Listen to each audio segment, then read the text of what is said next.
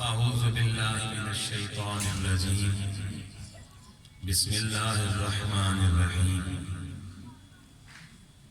أفمن كان على بينة من ربه ويتلوه شاهد منه ومن قبله كتاب موسى إماما ورحمة صدق الله العظيم وبلغنا رسوله النبي الكريم الأمين الرؤوف الرحيم. تمام احباب درود شریف پڑھیے. اللہم صلی علی سیدنا و نبی عقیدت احترام محبت کے لائق پیر طریقت رہبر شریعت محترم المقام فخر السادات فخر العلماء فخر الخطباء قبلہ پیر سید مزمل حسین شاہ صاحب جماعتی دامت برکاتہم القدسیہ مدذل العالی زیب آستان عالیہ کوٹلہ سارک شریف اور انتہائی عزت کے لائق محبت کے لائق محترم المقام صاحبزادہ والا شان صاحبزادہ حضور قبلہ خضر ملت کی سید معین الحق شاہ صاحب دامت برکاتہم القدسیہ سٹیج پر جلوہ افروز عظیم الشان سادات کرام علماء کرام ثنا خانان مصطفیٰ کریم صلی اللہ علیہ نبی الکریم خصوصاً پیر طریقت فخر السادات کی سید سرور حسین شاہ صاحب دامت برکاتہم القدسیہ آپ بھی تشریف فرما ہیں. آج کی اس محفل میں خصوصی دعوت پر اور خصوصی خطاب کے لیے خصوصی گفتگو کے لیے میرے پیر و مرشد اور میرے استاد محترم معین شاہ صاحب کے بھی استاد محترم قبلہ مفکر اسلام مفسر قرآن حضرت علامہ پیر سید ریاض حسین شاہ صاحب دامت برکاتہم القدسیہ آپ میں تشریف لانا تھا، لیکن گزشتہ کل ان کی طبیعت اچانک ایسی خراب ہوئی کہ بلڈ پریشر جو ہے وہ کنٹرول میں ابھی تک نہیں آ رہا تھا، جس کی وجہ سے سفر بھی مشکل ہو رہا تھا. تو میں ان کے حکم پر آج یہاں حاضر ہوا ہوں اور ایک امانت بھی انہوں نے مجھے عنایت فرمائی جو میں انشاءاللہ ابھی خطاب کے اختتام پر قبلہ پیر سید معین شاہ صاحب جماعتی مدذل العالی کے حوالے بھی کر کے جاؤں گا. مختصر وقت میں چند باتیں عرض کروں گا جو آیہ کریمہ پڑھی ہے. سب سے پہلے دعا گو ہوں خضر ملت اور پیر طریقت رہبر شریعت فخر السادات پیر سید خضر حسین شاہ صاحب رحمت اللہ تعالی علیہ کے لیے، ان کے صاحبزادے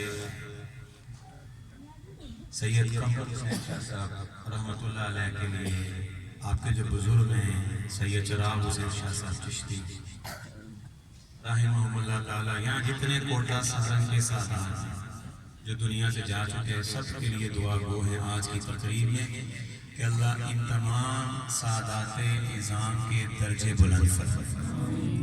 اللہ تعالیٰ ان کا جو فیض ہے تا قیام قیامت ارزاں فرمائے. آیہ کریمہ تلاوت جو کی ہے اللہ پاک ارشاد فرماتا ہے افمن کان علی بینۃ من ربہ، کیا وہ شخصیت، کیا وہ ہستی اور کیا وہ ذات جو اپنے رب کی طرف سے ایک دلیل کے اوپر ہے، اس ذات کا مقابلہ کیا کسی سے کیا جا سکتا ہے جو اپنے رب سے ایک دلیل لے کر آئی ہے؟ اور وہ شخصیت ان کی ایک شان یہ ہے کہ وہ اپنے رب سے دلیل لے کر آئی ہے.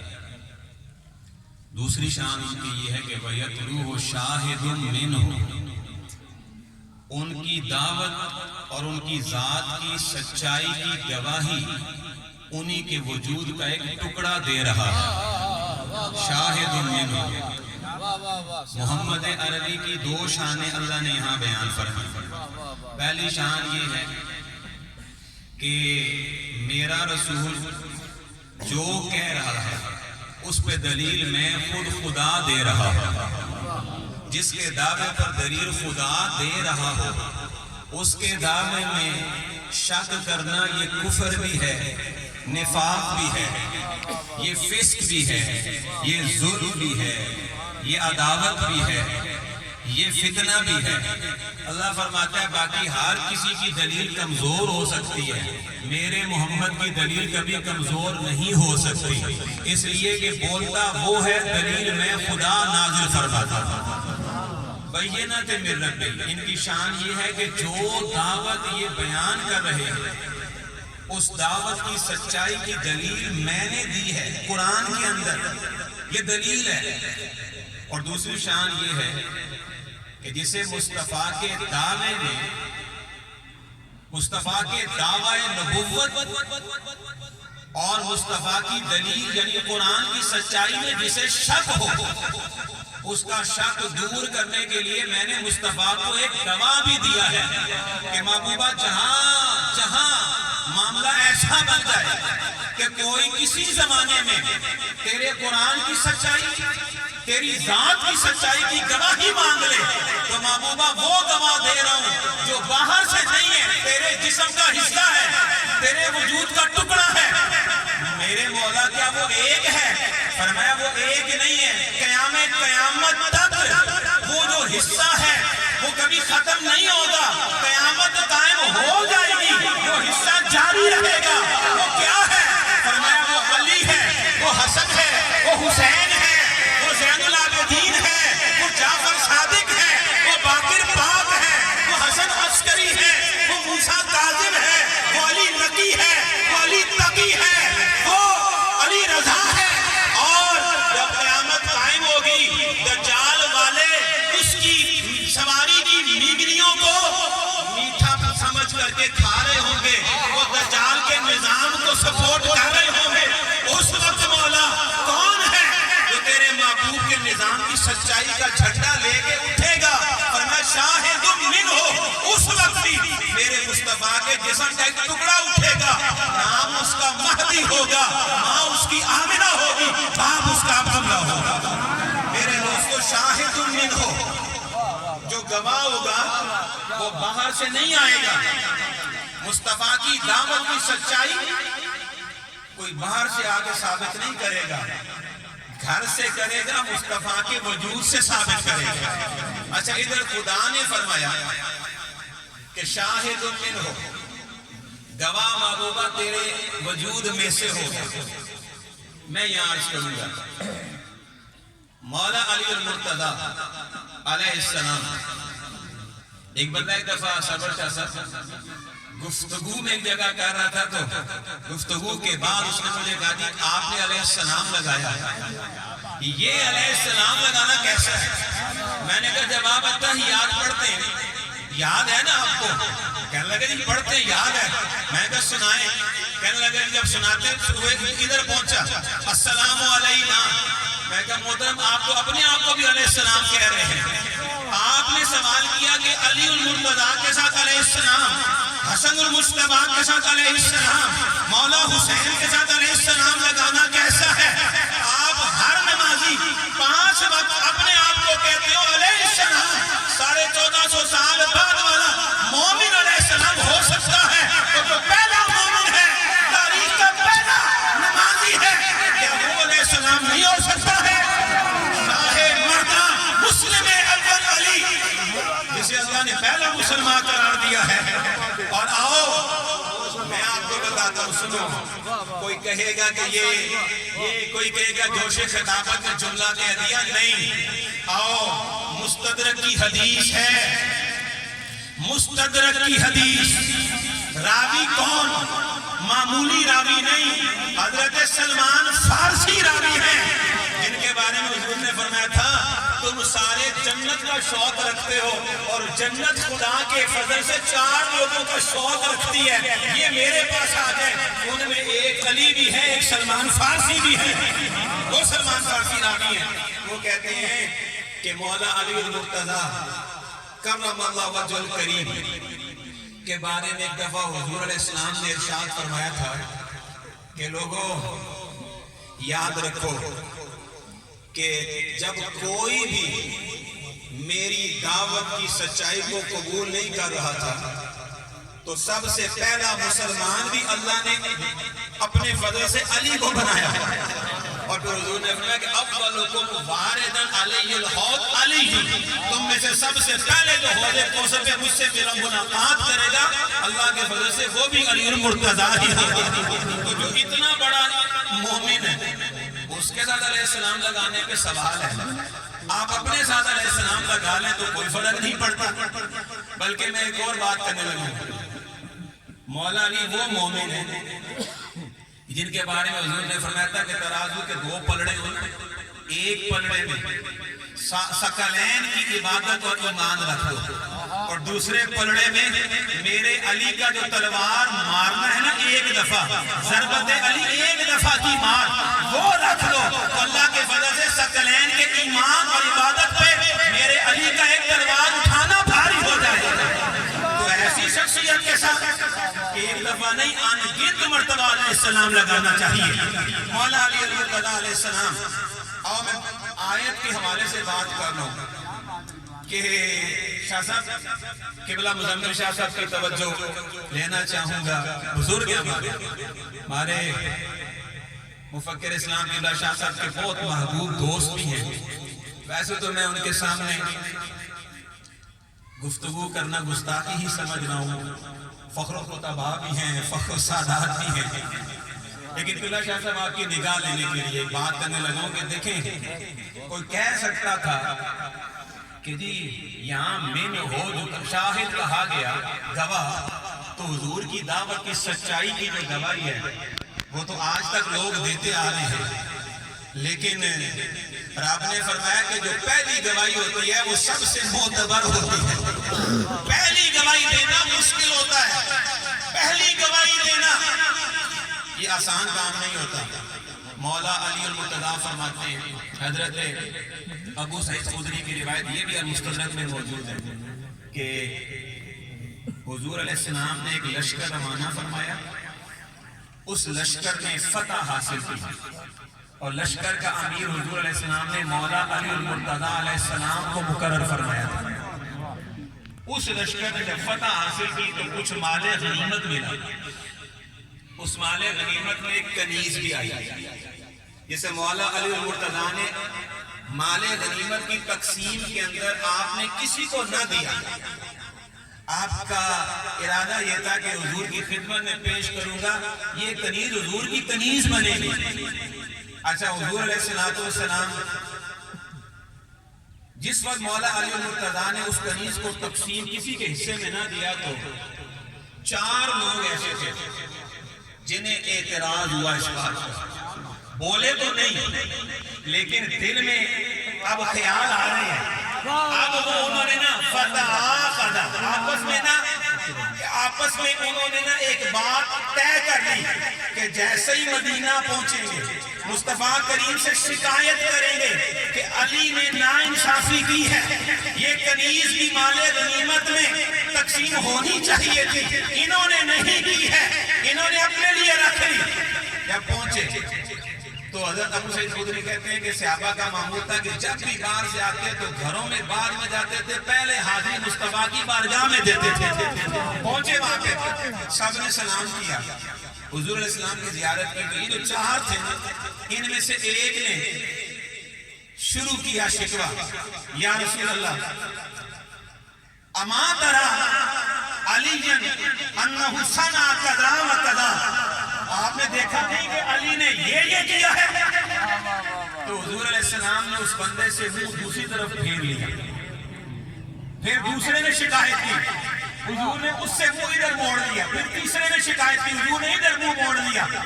اگلا حصہ حدیث کا بیان کرنے سے پہلے میں ایک بات کرنے لگا ہوں، قبلہ مومن شاہ صاحب وہ صحابہ تھے لیکن شکایت حضور کے سامنے علی کی لگائی، حضور نے منہ موڑ لیا ہے 1450 سال بعد آنے والوں تمہارا کیا بنے گا؟ اگر تم علی سے گلے کرو گے، شکوے کرو گے تو قبر میں مصطفیٰ کو کیا منہ دکھاؤ گے؟ عہد کوثر پہ کیا منہ دکھاؤ گے؟ میزان پہ کیا منہ دکھاؤ گے؟ اور پل صراط پہ کیا منہ دکھاؤ گے؟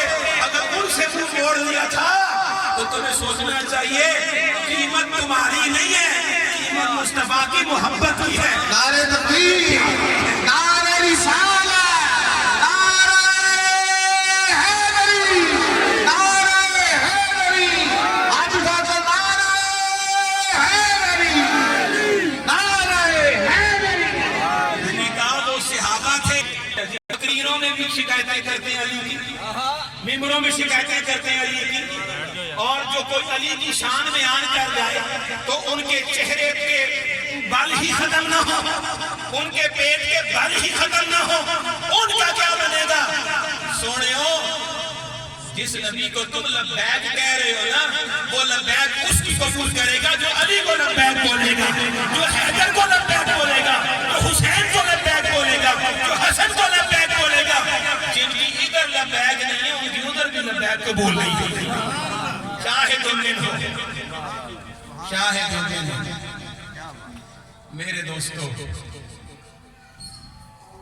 اذان ہو جائے تو پھر میں شکایت لگانے کے لیے تو حضور علیہ السلام کے چہرہ انور پہ غضب کے آثار ظاہر ہوئے، انتہائی جلال۔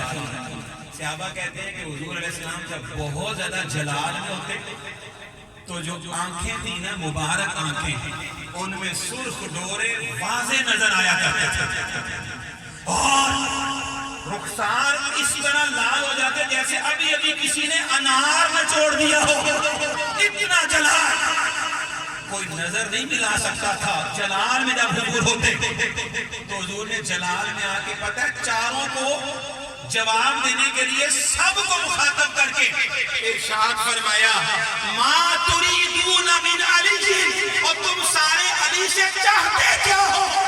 کیا چاہتے ہو علی سے؟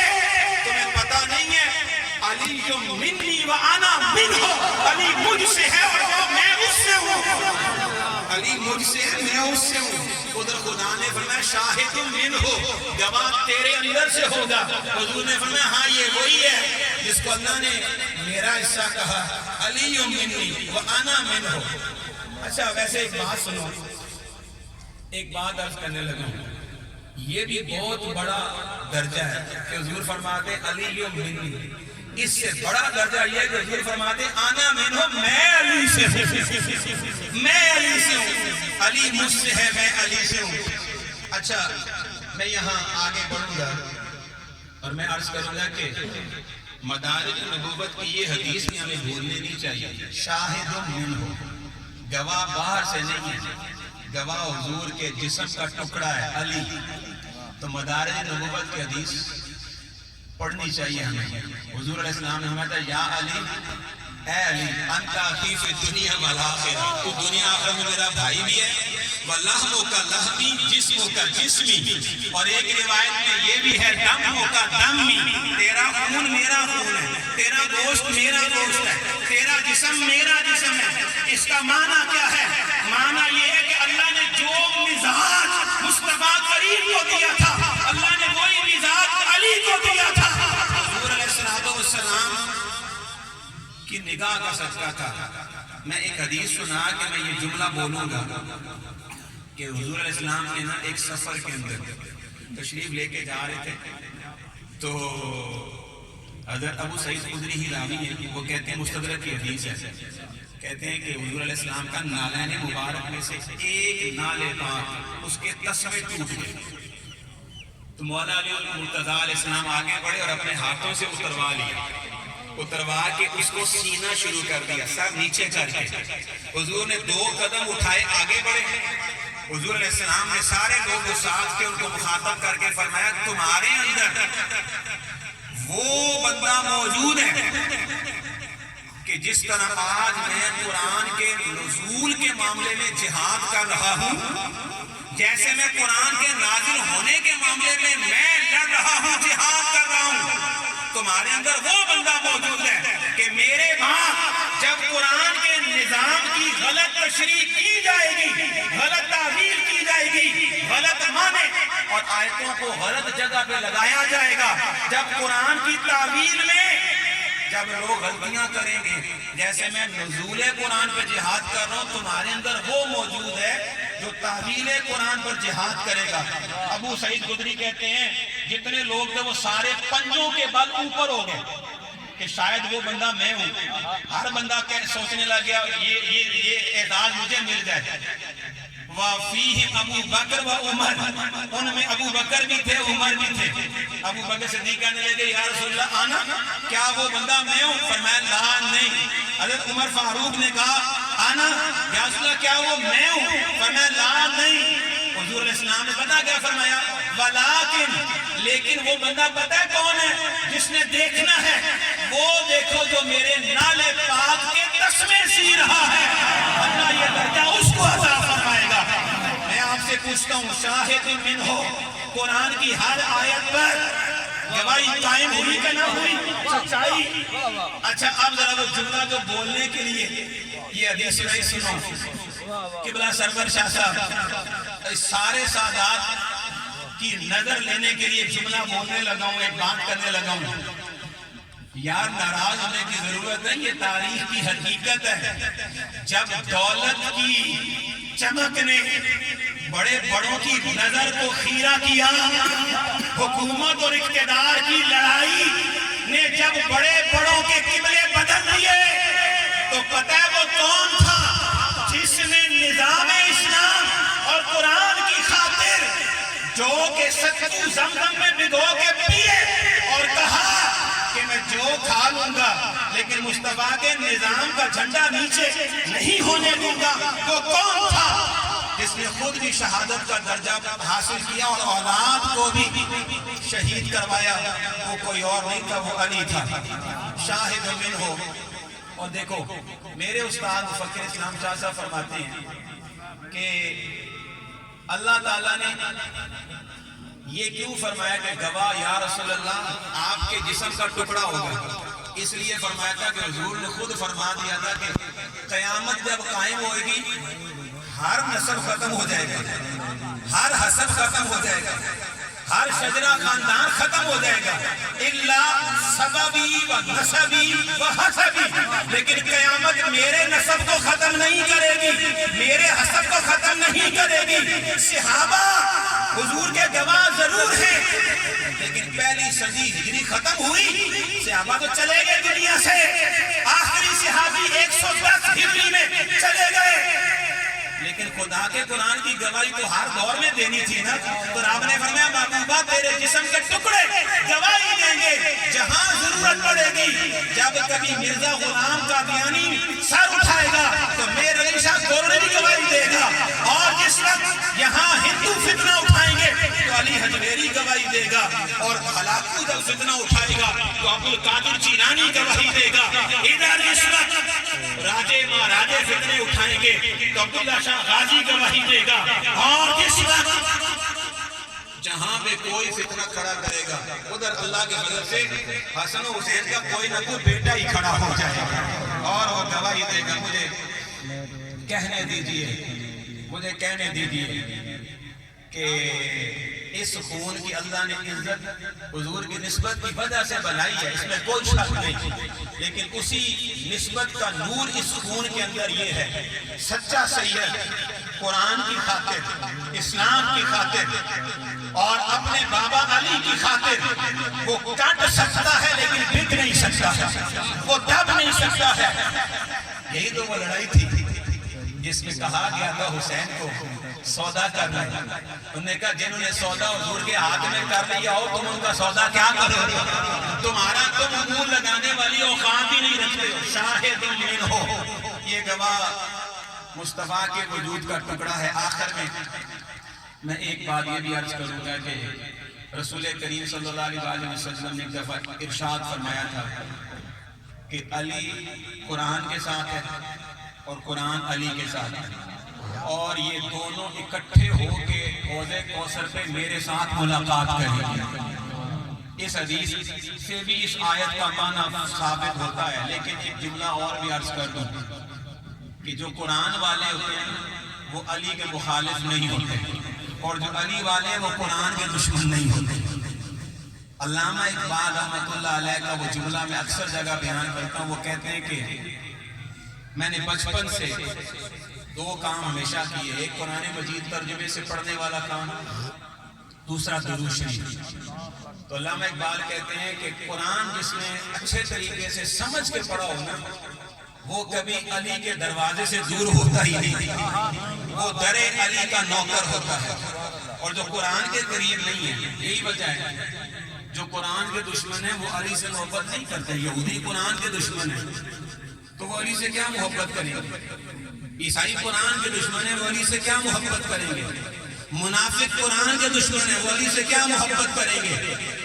قبلہ مزمل شاہ صاحب اگر اجازت ہو تو میں ایک جملہ تاریخ کا بھی عرض کرنے لگا ہوں، کیا یہ حقیقت نہیں کہ ایک جنگ کے اندر جب مخالف علی کے وہ ہارنے لگے، انہیں شکست نظر آ گئی، اس لیے کہ علی میدان میں ہو تو دشمن کبھی ایسا ہوا نہیں کہ جیت جائے، علی کے دشمن ہمیشہ ہار جاتے ہیں۔